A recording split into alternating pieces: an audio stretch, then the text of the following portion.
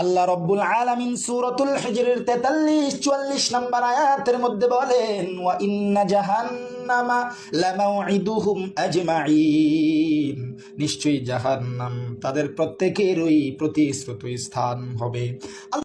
এ বন্ধু, হাফিজুরের দালালি ছাড়ো। আল্লাহ তাআলা এত নাজ নেয়ামত দান করছে, এত সুন্দর কণ্ঠদান করছে, কারো দালালি করার জন্য না, একমাত্র জন্য বলি। কারো দালালি করার দরকার নাই, কারো সুর নকল করার দরকার নাই। আল্লাহ তোমার যে সুর দিছে ওই সুরটা নিয়ে সন্তুষ্ট থাকো।